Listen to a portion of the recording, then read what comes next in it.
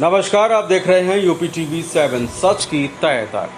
1984 में हुए सिख विरोधी दंगों में कानपुर एसआईटी ने 36 साल पूर्व हुए गुरुद्वारे में हुई हत्याओं के मामले की जांच पूरी की है। सिख समुदाय में न्याय की आस जागी हुई है। देश के प्रधानमंत्री इंदिरा गांधी जी की हत्या के बाद देश में हुए सिख विरोधी दंगों में कानपुर के 127 लोगों को मौत के घाट उतारा गया था। इस दौरान कई घरों को लूटा गया था। एक ही परिवार के कई लोगों को बड़ी ही बेदर्दी से कत्ल कर दिया गया था। कुछ लोगों को धारदार हथियार से, निर्ममता से, बड़ी ही बर्बरता से काटा गया था, तो कुछ को जिंदा ही आग के हवाले कर दिया गया था। सिख समुदाय इंसाफ के लिए इंतजार करता रहा और 3 दशक से अधिक का समय गुजर गया, मगर इंसाफ नहीं मिला। अब सिख समुदाय के जख्मों पर मरहम लगता हुआ दिख रहा है और उनमें इंसाफ की उम्मीद भी जगी हुई है। दरअसल प्रधानमंत्री मोदी जी के निर्देश के बाद यूपी के मुख्यमंत्री योगी आदित्यनाथ जी ने सिख दंगों की जांच के लिए 2019 में एक एसआईटी का गठन किया था। इस एसआईटी को तमाम शक्तियां दी गईं और निष्पक्ष जांच करने को कहा गया। एसआईटी ने 11 मामलों में अपनी जांच पूरी कर ली और इन मामलों में चार्जशीट भी लगाई जा रही है। इस दौरान एसआईटी ऐसे स्थानों पर पहुंची जहां इसके पहले गठित किए गए जांच दल कभी नहीं गए, जबकि फॉरेंसिक टीम के साथ गई एसआईटी को यहां पर 36 साल पहले हुई बर्बरता के निशान भी मिले हैं। फॉरेंसिक टीम की जांच में एक मकान जहां पर खून मिला तो वहीं आग से जलाए जाने के सबूत भी बरामद हुए हैं। एसआईटी को मिले किदवई नगर में स्थित तत्कालीन गुरुद्वारे में कथित दंगाइयों ने 2 लोगों की बेरहमी से हत्या कर दी थी। पुलिस ने वारदात के 36 साल बाद यहां से सबूत जुटाए हैं। इस बार जिस तरीके से एसआईटी ने काम किया है और 11 मामलों में चार्जशीट तैयार की है, ऐसे में सिख समुदाय को अब इंसाफ मिलता हुआ दिख रहा है। यह लोग बीजेपी सरकार की सराहना कर रहे हैं और उम्मीद लगाए हैं कि जल्द ही उन्हें इंसाफ मिल जाएगा। फिलहाल आप सुरक्षित रहिए और जुड़े रहिए यूपी टीवी 7 से सच की तह तक। और वो तो लाकर में रखी, हस्बैंड जानते कहाँ क्या। तो हम लोगों ने तो उसके मतलब 6-7 साल बाद खरीदा था मकान। क्या हुआ उनके साथ में?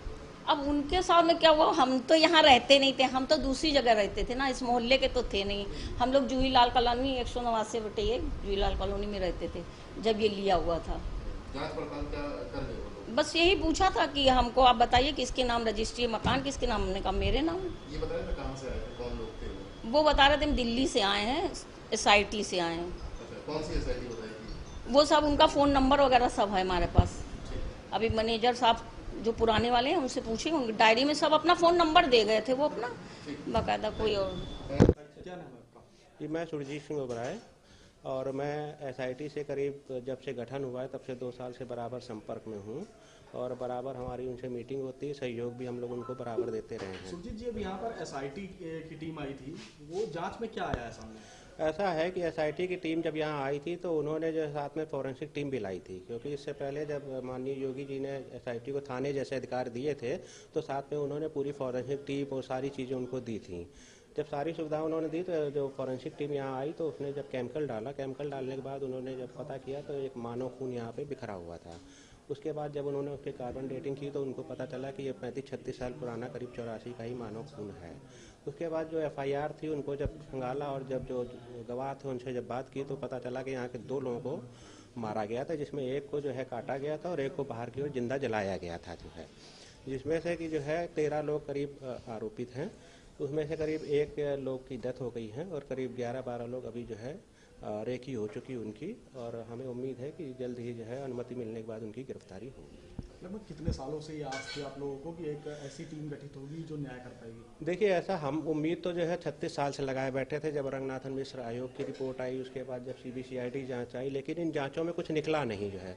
लेकिन जब माननीय योगी जी की सरकार आई और उन्होंने हमसे वादा किया, हम मिले जा करके उनसे, एक बार योगी जी से मिले, फिर अवनीश अवस्थी जी से भी मिले, राजेंद्र तिवारी जी से भी मिले, और उन्होंने हमको आश्वस्त किया कि इस बार उन जैसी जाँचों का हश्र नहीं होगा। दोषी जो होंगे वो बख्शे नहीं जाएंगे, चाहे वो जैसे भी होंगे। हम आपको इंसाफ दिला के रहेंगे। और इसी कड़ी में उन्होंने करीब 99% काम कर लिया है अपना। 1% जो गिरफ्तारी का रह गया है वो सरकारी अनुमति मिलने के बाद जल्द ही गिरफ्तारी हो जाएगी उसमें। गोविंदा जी, यहाँ पर SIT आई थी, यहाँ पर खून के छींटे 36 साल पुराने पाए गए हैं, क्या है मामला, कैसे क्या? यहाँ पे गुरुद्वारा हुआ करता सन 84 में, जब नरसंहार हुआ 1984 में, तो यहाँ पे 2 लोगों की हत्या, निर्मम हत्या कर दी गई थी। एक को बाहर जला दिया गया था और एक को यहाँ पे कत्ल कर दिया गया था। तो फॉरेंसिक टीम जब आई यहाँ पे, उन्होंने कुछ केमिकल डाला अपने अंतरिक्ष, तो यहाँ पे खून के धब्बे उभर के आ गए जो उस समय यहाँ के थे। आप ऊपर जाएंगे तो आज भी ऊपर प्लास्टर दे हुए जले हुए गुरुद्वारे के आज भी जो निशान हैं आज भी यहाँ पाए गए हैं। तो कम आज 37 साल बाद मोदी जी और योगी जी की सरकार ने ये जो काम किया है सिख समाज को इंसाफ दिलाने का, इसमें बहुत बड़ा कदम है कि SIT का गठन हुआ। SIT गठन के बाद ऐसा नहीं कि जो पुरानी SIT बनी उनको औपचारिक करके आपने मतलब बंद कर दिया। इस SIT ने पूरा बाल की खाल तक निकाल के जो दोषी हैं उनको जेल तक पहुंचाने का काम कर रही है। बहुत जल्द आप देखेंगे कि दोषी जेल के अंदर होंगे और सिख समाज यही नहीं पूरे दुनिया का सिख समाज इसके लिए दोनों सरकारों का, मोदी जी और योगी जी की सरकार का आभारी रहेगा कि हम लोगों को इंसाफ 37 साल बाद मिलने जा रहा है। सोचिए, जिन माओं के बच्चे नहीं रहे, जिन माओं के बेटे नहीं रहे, जिन पत्नियों के पति नहीं रहे, जिनके पतियों की इज्जत उनके सामने लूट ली गई, उनका जब इंसाफ मिलेगा तो उनको कितना सुखद अनुभव होगा, इसकी कल्पना वही कर सकता है इसके साथ कुछ हुआ। नीतू जी, यहाँ पर SIT टीम आई थी जी, क्या लग रहा है, क्या आज जागी है आप लोग को कि जो सिखों के साथ अन्याय हुआ था उस पर न्याय मिलने वाला है? बिल्कुल, सिख जगत तो देखो शुरू से ही अरदास करता है कि जिसके साथ भी अन्याय हो उसको न्याय मिलना चाहिए, और सरबत की भले की भी अरदास करता है। पर ये जो सुनियोजित ढंग से षड्यंत्र के रूप में हमारे साथ ये घटना घटी, उसके लिए देख लीजिए कि 35 साल भी अगर फॉरेंसिक टीम आई है तो उसको सबूत मिले, ये अपने आप में एक उदाहरण है कि प्रभु जी की क्या इच्छा है। और इनको जेल जाना लगभग तय है। और मेरी आपके माध्यम से एक ही रिक्वेस्ट है कि कोई भी राजनीतिक पार्टी या राजनीतिक नेता इस गिरफ्तारी का समर्थन ना करते हुए मतलब उनको दबाव ना बनाए कि उनकी गिरफ्तारी ना हो, क्योंकि 37 साल से जो दुख हम झेल रहे हैं अब उसकी एक आस बंधी है। उस आस से हमको बहुत बड़ा संतोष मिलेगा। और योगी जी और मोदी जी को हम धन्यवाद देते हैं कि उनके इस तरीके से जो SP के नेतृत्व में उन्होंने पूरा महकमा बना के एक जांच बैठाई जिसका रिजल्ट शीघ्र ही सामने आने वाला।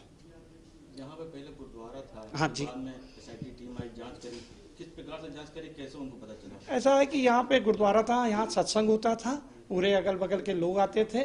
बाबा भगत शिरोमणि नामदेव जी के नाम से गुरुद्वारा था।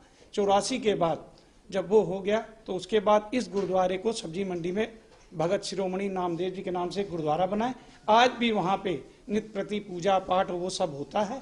और SIT से हमको पूरी अब की जो गठित हुई है पूरी उम्मीद बनी है, और उन्होंने वादा भी किया है कि 15 अगस्त के बाद इसी महीने में गिरफ्तारी होंगी तो सिख जगत को एक हर्ष की लहर होगी। जिस जगह पर आप खड़े हुए हैं वो गुरुद्वारा था और यहाँ पर 2 सिखों की मौत भी हुई है, तो इस जमीन के लिए क्या किया जाएगा?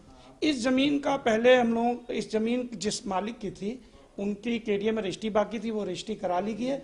और उन्होंने कुछ अंश दान के लिए कह दिया है। जो गुरुद्वारा बाबा नामदेव जो एक विशाल बन रहा है, जिसमें कई कार्यक्रम जनहित के बाप देखते ही हो जरूरतमंदों के लिए होते हैं, उसमें वो पैसे को लगा के उसका उपयोग जरूरतमंद निर्धन लोगों के लिए किया जाएगा, जो सर्व समाज के लिए होगा। सर, ये जो सिख दंगों को लेके इसमें क्या रोल है? मैं आपको बता दूं कि 1984 में जब माननीय प्रधानमंत्री जी इंदिरा गांधी की हत्या हो गई थी, उस समय कानपुर में बहुत दंगा हुआ था जिसमें 127 सरदार मारे गए थे। तो ये SIT उसी की समीक्षा के लिए गठित हुई थी, जिसमें 40 मुकदमे जो उस समय पंजीकृत हुए थे, जिसमें डकैती सहित हत्या थी और हत्या थी 302। उसकी सारी 40 मुकदमों की हमारे विधि विशेषज्ञों द्वारा SIT कमेटी द्वारा उसके समीक्षा की गई, जिसमें 40 में 11 पहले ही जनपद पुलिस द्वारा चार्जशीट प्रेषित की जा चुकी थी, जो न्यायालय में ट्रायल चला था, जिसमें कुछ लोग बरी हो गए थे। हमारे विधि विशेषज्ञों द्वारा SIT की कमेटी द्वारा उसकी पुनः समीक्षा की गई। तो उसमें 4 में ऐसे साक्ष्य और मिले जिसमें उनको दोबारा अपील के लिए शासन को भेजा गया है।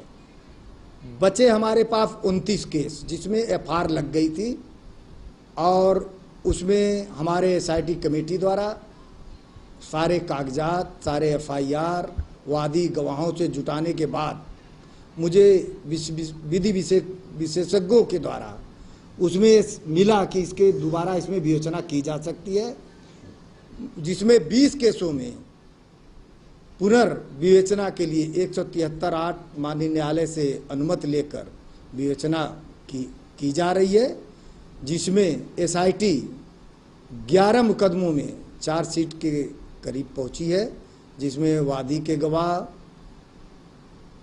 और गवाहों के 164 भी कराए गए हैं न्यायालय में। उस आधार पर काफ़ी मुलजिम प्रकाश में आए हैं और 9 ऐसे जो अभी उसमें 20 में हैं उसमें विवेचना जारी है। वादी गवाह मिलेंगे तो उन पर भी कार्रवाई होगी। सर, इसका मानना है कि 11 केसों में 36 साल बाद भी SIT अभियुक्तों तक गिरफ्तारी के पहुंच चुकी है। बिल्कुल बिल्कुल 11 मुकदमों में SIT जो विवेचना के उपरांत वादी के गवाह न्यायालय में उनके 164 कराए गए, उस आधार पर SIT 11 मुकदमों में गिरफ्तारी के लिए तैयार है।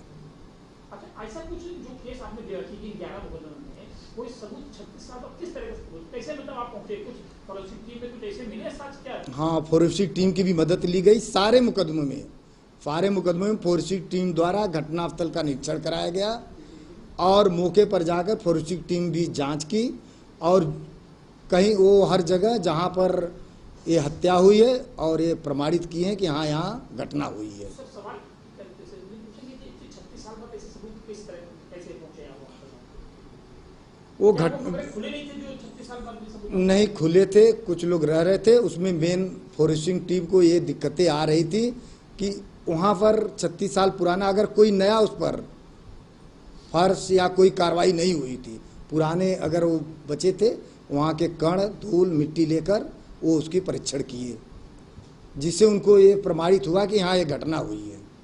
कितनी मेहनत करनी पड़ी? मतलब कुछ और परिवार होंगे जो कानपुर में कानपुर से भाग के कहाँ रहने लगे, तो उनसे कैसे कांटेक्ट किया, कहाँ? ये बहुत जटिल काम था क्योंकि 36 साल पुराना मामला था। SIT को बड़ा मेहनत करना पड़ा और ये जो सारे रिकॉर्ड हैं, जो पुराने उस समय घटना के जो हमारे समाचार पत्र थे उससे रिकॉर्ड लिया गया, कुछ वादी गवाहों से भी उनके पास पुराने कागजात थे उनसे लिया गया। बाकी माननीय रघुनाथ मिश्रा आयोग द्वारा भी इसकी जांच की गई थी, जिसमें वादी गवाहों द्वारा वहाँ शपथ पत्र दिए गए थे। उन शपथ पत्र FIR के आधार पर भी हम मुलजिमों तक पहुँचने में हमको आसानी मिली। तो ये बहुत जटिल काम था, पुराना मैटर था और बहुत मेहनत के साथ। इनको जो गवाहों को या वादियों को कहाँ से ढूंढा, किन देश किन कोनों में जाना पड़ा आपको? ये वादी उस समय घटना के बाद काफ़ी लोग यहाँ से छोड़कर पलायन कर गए थे, अपने मकान घर बेचकर कानपुर से चले गए थे। कोई पंजाब चला गया था, बस गया था, कोई दिल्ली में बस गया था, कोई मध्य प्रदेश, कोई चेन्नई। तो हमारे जो विवेचक इसमें थे वो लोग और हमारे टीम पंजाब, दिल्ली, चेन्नई, मध्य प्रदेश और कुछ लोग कानपुर में ही हैं, जिनसे कारण से मिलकर ये सब सारे बयान और ये सब इकट्ठा किया गया। इस जांच के दौरान कुछ ऐसे भी कोई घर मिले हैं मृतकों के जो अभी तक 36 साल तक बंद पड़े हों, कभी खुले नहीं हो, ऐसा भी कुछ सकता है? हाँ, कुछ हैं ऐसे जो कि क्या नाम से उस घर में घटना के बाद वो गए नहीं, बंद पड़ा है और उसमें कोई परिवार नहीं रहता है। हाँ, तो उनके वादी से, उनके परिजनों से मिलकर उसको खुलवाया गया, उसका निरीक्षण किया गया, फॉरेंसिक टीम से जांच भी कराई गई।